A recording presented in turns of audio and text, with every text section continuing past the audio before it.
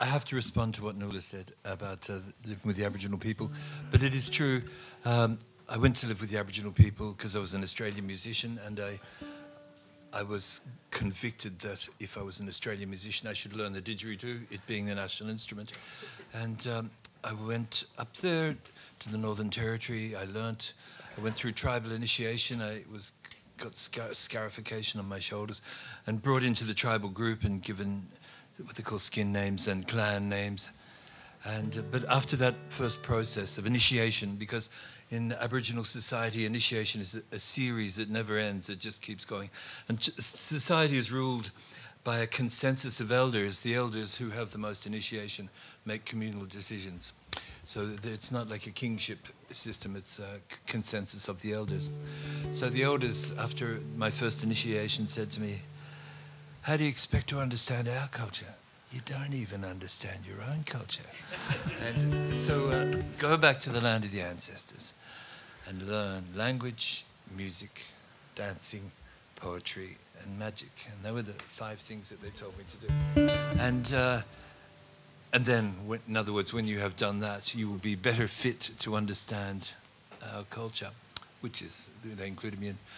So it's amazing how the wheel turns and synchronicities fall into place. I knew nothing of Irish music at all, mainly because, am I blathering on you? No, you're not. Fire away. No. Well, I knew nothing about Irish music except a few Mary O'Hara songs. My father's side, my mother was a Protestant, my father was a Catholic, and when he married my mother, his own Irish family disowned him for marrying a Protestant. So my father responded by saying, I won't say what expletives he said, but he decided to reject Irish culture then on the basis he was in Australia. Australia is an egalitarian society where all are equal. And so he just dismissed Irish culture from that. And I think in a way that kind of left a vacuum. So I knew nothing of Irish culture, but things fell into place. I met Irish musicians, and one of my students brought me a CD of a group, Planksty. There was cassettes in those days, sorry. Planksty, and I was intellectually challenged by that. So the wheel turned, and 18 years later, after I won an award for traditional music here, and then I was summoned back to the tribal group 18 years later to go through the next degree of initiation, because that's how the tribal society works. They give a drop of knowledge, a small drop of knowledge, and they observe you for a period of many, many years to see how you use that knowledge. Are you being ethical with that knowledge? And if you are being ethical, then they give you another little drop. And that's how they safeguard their culture, because they never open the vault, the door of the vault, and say, "Here, come in and plunder." So anyway, Aboriginal society, and that's why I'm here, and you're quite correct. Okay, so I'm about to be interrogated by Philip Mockenree. Play a tune. Yeah, what do you want? I think, well, we're going to talk about Canon James Goodman. And Canon James Goodman was a very interesting man. We're going to talk about him in a moment. But the collection of tunes that resided in the Long Room Library over here for many years, which were collected by Canon James Goodman, who was the professor of Irish here. And the first one in his collection of tunes is this tune. And it's a tune that many of us would know a variant of in many ways, Fáinne Gallen Lay. Anybody who had a tin whistle going to school would know something of it. But this is a really exquisite and beautiful setting of this tune that was collected by James Goodman, and we'll talk a little bit about him in a moment. So Steve will play this tune for you now.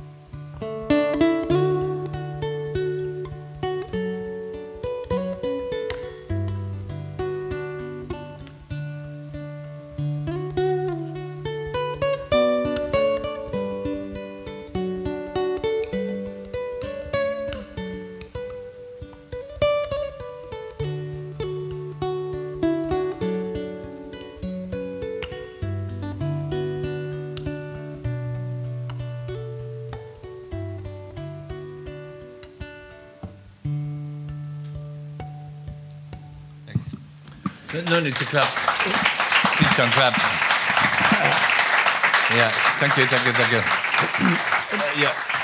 Thanks. I appreciate the clapping. There's no need to clap. If he's going to ask me to play tunes, and I'll play tunes, but there's no need to clap, really. Tell me about how you fell into Goodman. Okay, I was living in West Kerry, where Goodman was from. I was commissioned to write a piece of music for the opening of the Blasket Island Centre, Onadon Blaskead in Dunquin. Yeah. I thought it was a waste of money for them to pay me to write a piece of music that would be heard once at an official opening.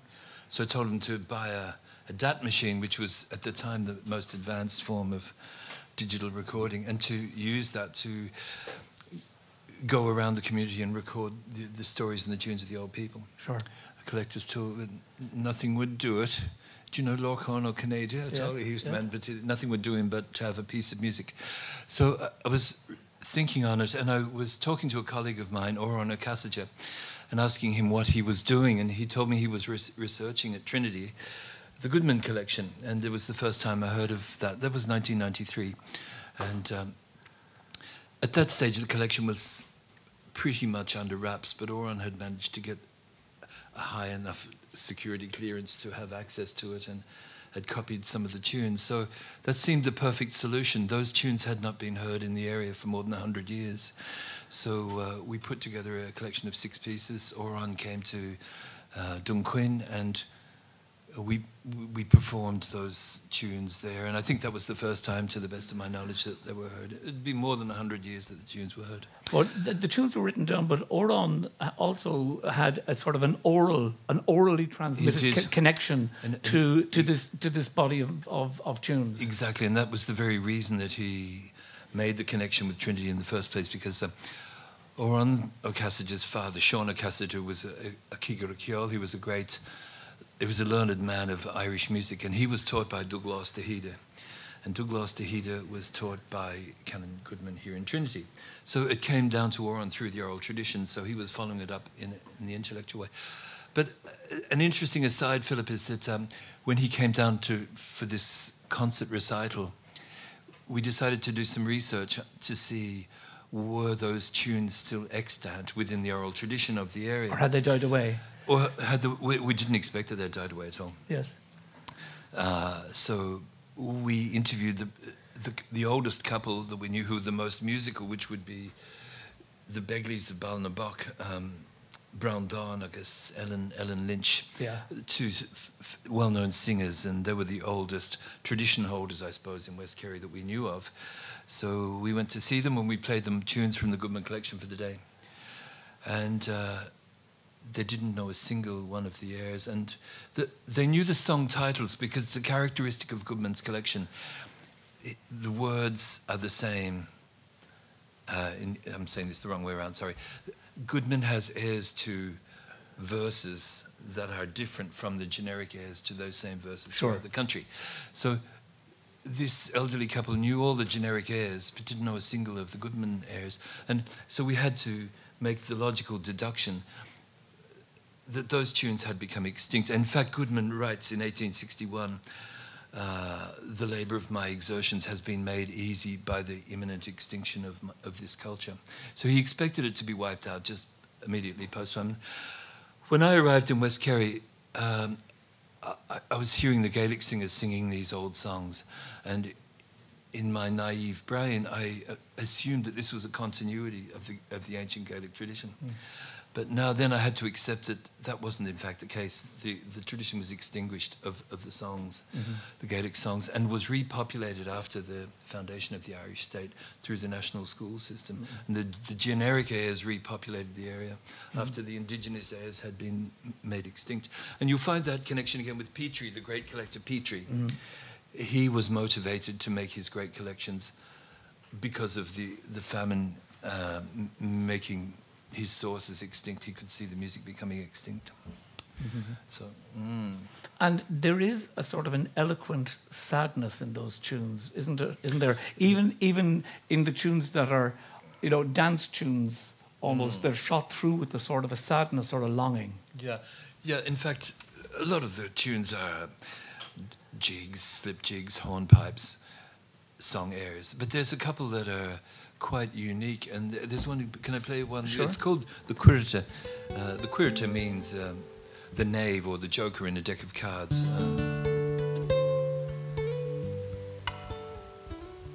And I've never heard a tune like it. It's kind of got a dark mystery about it. I'm not sure if I could manage it, but we'll give it a go.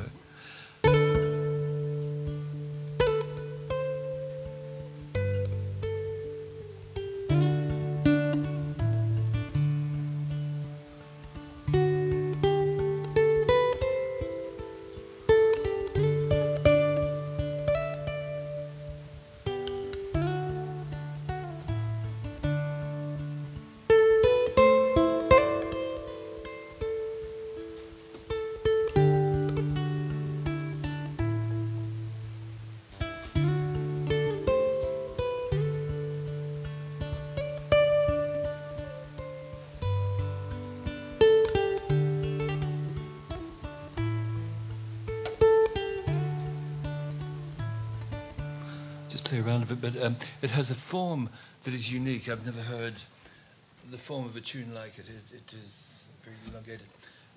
There's an association with that tune, the queer to the card game, because a lot of the tunes in the Goodman collection came from a piper called Tom Kennedy, Tommaso Caneda.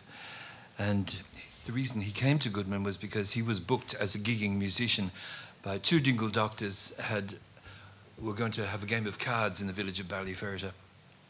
They hired a pony and trap, and they hired Kennedy the piper, and they drove to Ballyferta, and they're drinking whiskey and playing cards. And the parish priest in Ballyferta, whose name was Casey, wasn't too impressed with these goings-on in his parish, so he broke up the card game and beat up Kennedy and destroyed his pipes.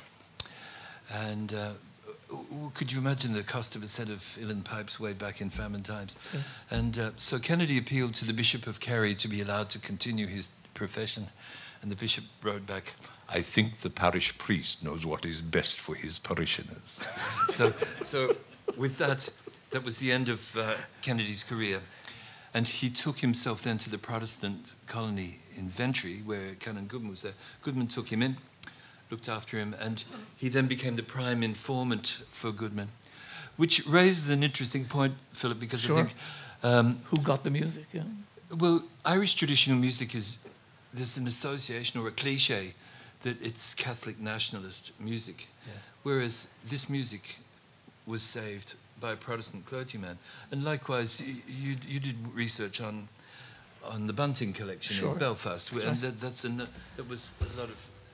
He was a Protestant as well. And Thomas More and that relationship with Trinity and... yeah, exactly. So it's a myth in a way that this music should be associated. You bring up something interesting there, and there's a sort of an almost harp-like quality to the way that you play the guitar. And when you mentioned Bunting, just go back. We were talking recently about...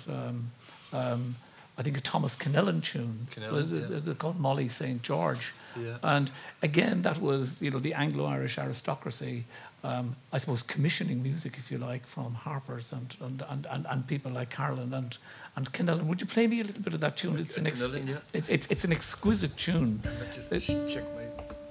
Check the old tuning. It's called Molly St. George, and just thinking about Moore, Thomas Moore, and born in Wexford Street, he walked down Dame Street, came here, and met Robert Emmet, but became, if you like, the first singer-songwriter. So if we were to look at the code, or almost the genetics of Irish music, it would make a very interesting thing to unravel, if you like. So what do you know about this tune, this Molly St. George? Molly St. George, there were two Kennellan brothers. They're from South Sligo. Yeah.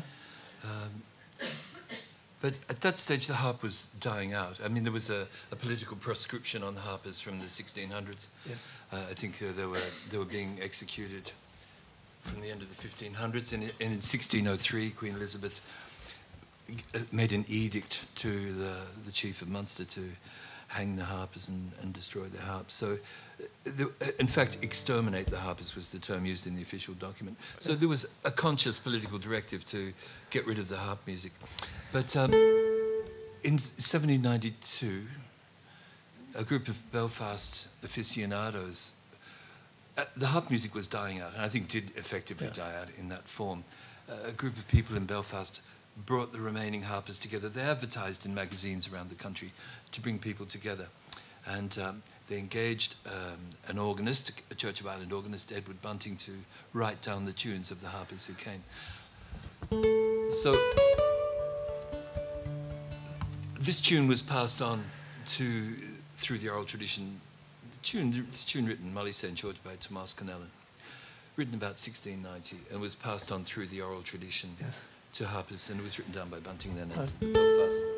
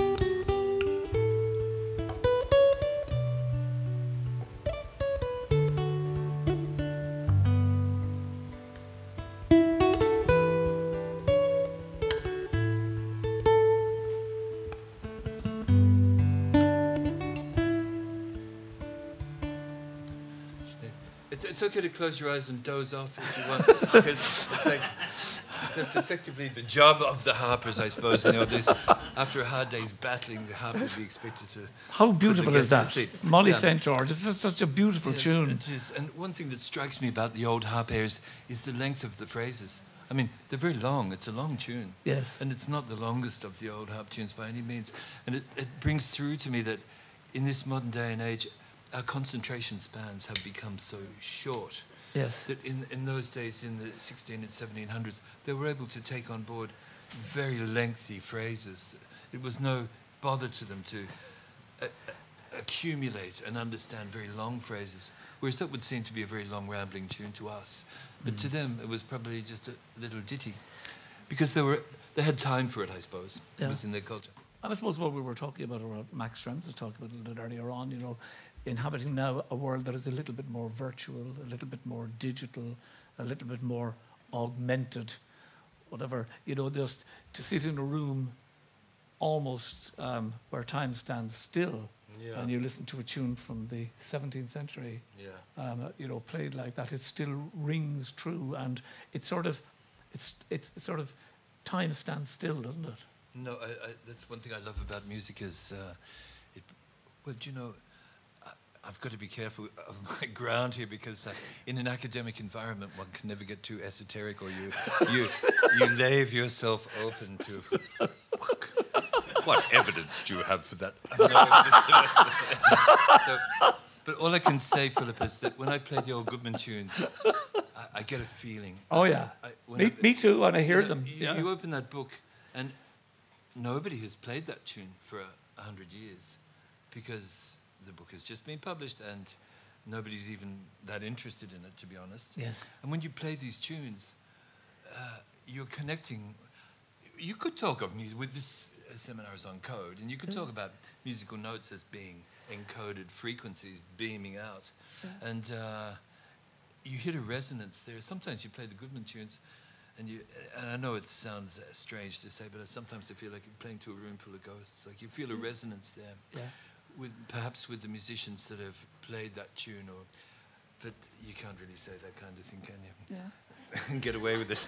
Harry, you can. But one thing you can say, though, Philip, is that without Goodman encoding those tunes into that book, that music would have been lost. And it's not just the tunes that are lost, it's the genres and the styles that he wrote. Like there's one tune in particular that Goodman wrote down, which he marks as old. It's called the Navy Dance, Nabey. Oh, yeah.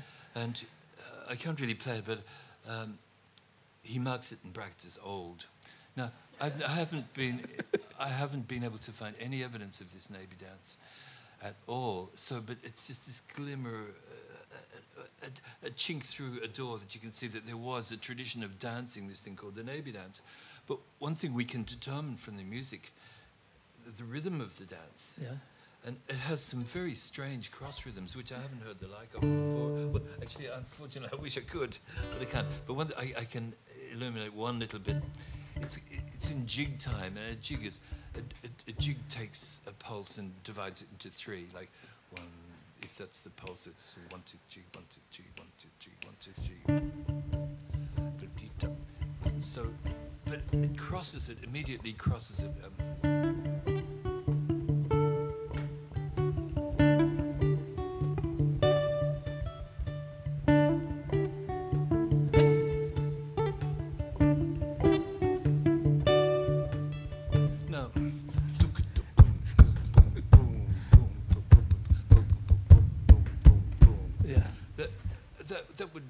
Seem to be like a very modern Balkan kind of rhythm. You can imagine the band, like jigs, Irish jigs are.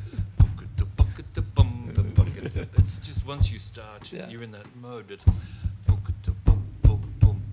That triplet, crossing 2 beats with 3 beats. Now the only reason those sequence of notes is in that tune because the dancers are going to boom, boom, boom, boom.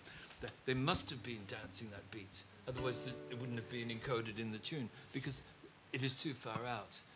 It would be disconcerting for a dancer. All the tunes for dancing must relate to the steps on the floor. And so they must have done this step. So we know nothing about this dance. I know nothing, have been able to find nothing.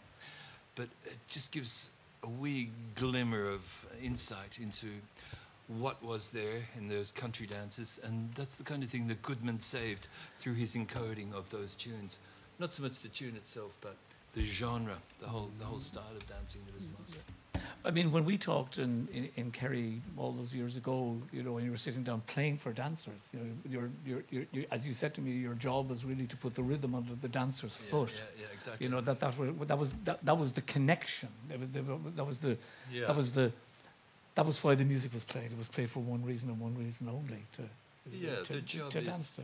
The job, one's gainful employment is playing for farmers and fishermen after their hard day's work, and they want to have a few pints and dance. There's traditional dances, set dances. Yeah. So there's no point. I know I've played pretty music here so far, but my job in West Kerry was not a pretty thing. And what did that? What did that sound like? Well, do you want me to replicate? Yes, that? just rhythm-wise, you need to probably plug in. Well, maybe I shouldn't plug in because you won't have to plug in. But I mean, we're talking about reggae and rock and roll and the blues and everything. Yeah, well, you're great man for the blues with your wah wah wah. But no, I think what we should make a distinction is what is the music of West Kerry. We should define that, I think, and most Irish traditional music is the duple form, like music that divides into two, is the real. Doodle doodle doodle doodle doodle doodle doodle doodle doodle doodle doodle dum, doodle dum. Doodle doodle doodle doodle doodle doodle doodle doodle doodle doodle doodle doodle doodle dum. Dooka dooka dooka dooka dooka dooka dum. That's the duple form of common form of Irish music.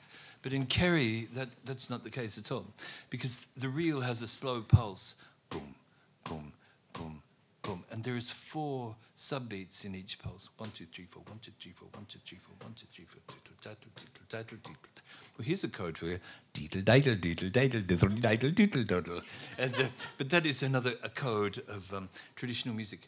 Diddle, daddle, diddle, daddle, diddle, daddle, diddle, daddle. In other words, a pulse with subdivided into 4. Yeah. But in Kerry, that's not the case at all.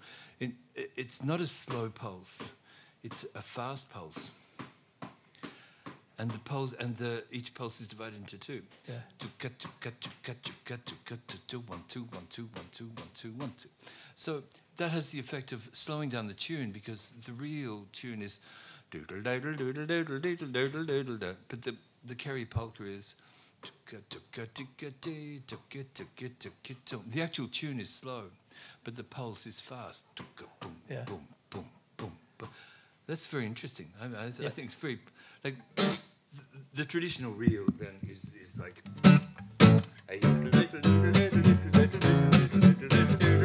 Give us no step there, mate.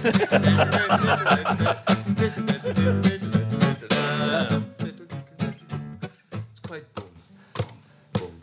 It's quite relaxing, but you won't get that in West Kerry. What will you get?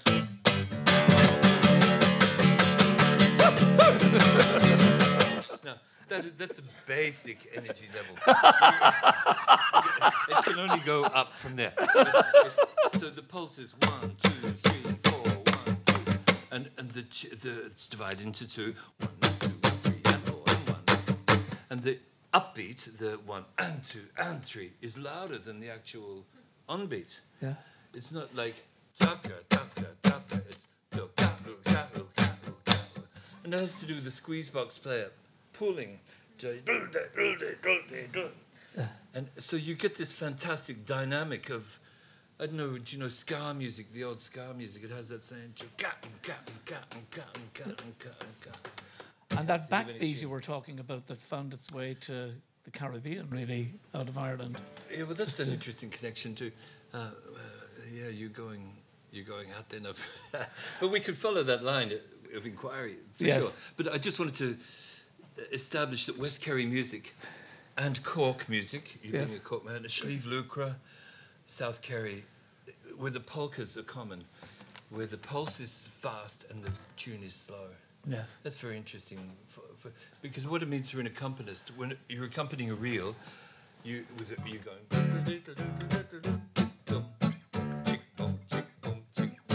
You're not in the same zone as the melody player at all. You're in a sub-stratosphere, but with the Kerry polka. And also then you can encode, this is another form of encoding, the dancer's beats. So the encoded rhythm of the dancer's step is 1, 2, 1, 2, 3, 4, 1, 2, 3, 4, 1, 2, 3, 4, 2, and 3, 4, 1, 2, 3, 4, 1, 2, 3, 4, 1, 2, 3, 4, 1, 2, and 3, 4. And that pulse just keeps going all the way through the tune. Yeah. So you can overlay that rhythm into your accompaniment. I found that very interesting, because that's what the dancers want. That's the boom. So if you play boom, you are giving support to them. Yeah. Well, just to finish off, because we've some just time-wise. When David Bernassi told you, to come to Ireland, and you've been here now for so long, we talked about the Planxty record, and we both were very fond of the late Liam O'Flynn, the great piper who played with Planxty, and we were close to him, and you played with him, and we worked with him, and we were great pals. Yeah. And when we were sitting here a little earlier on, you talked about, I think, was it Tour them the Love, or did you talk about Do Tourdum de Love, yeah. Yeah, that tune which I remember. Farrell's Hawkins. I remember Liam playing. Maybe just to finish off, you might, if you want to play that guitar or the other guitar, we might have a touch of something like that. Yeah, which one was it? I think it was the Tourdum de Love, or that one. Yeah. Yeah, I'll play Tourdum You de pick. Love. I'll play Tourdum de Love. Tourdum de Love is a beautiful old harp tune written by a great harper from Derry, from Limavady. His name was Blind Rory Kane. Rory Dal O'Cahan. Yeah. And he was the O'Kane, so the Cahans were lords of that area up in Limavady, and he was on tour in Scotland playing. He was a blind harper, and he was in Eglinton Castle, and Lady Eglinton said to him, play a tune. And he, being a noble lord and a fiery Derry man, wasn't going to be talked down to because he was a lord, so he stormed out of the castle with his retinue. And Lady Eglinton heard she'd insulted the great Rory Dal, so she sent a messenger after him apologising for being rude. And he returned to the castle and said, I accept your apology. And he wrote her this tune, which is called Give Me Your Hand, Tourdum de Love. And I find this sociologically very interesting. In those days, obviously, if an apology was made, there was an equivalent, there was some quid pro quo. And so he indicated that he accepted. Do you know if you apologise to somebody and they say, you don't really know whether your apology has been accepted or not, because it's kind of left hanging in the air. But if someone writes a beautiful tune back for you, you know your apology has been accepted. So this is, we'll finish up with the old Tourdum de Love, which you'll all know very well. Ladies and gentlemen, Steve Cooney.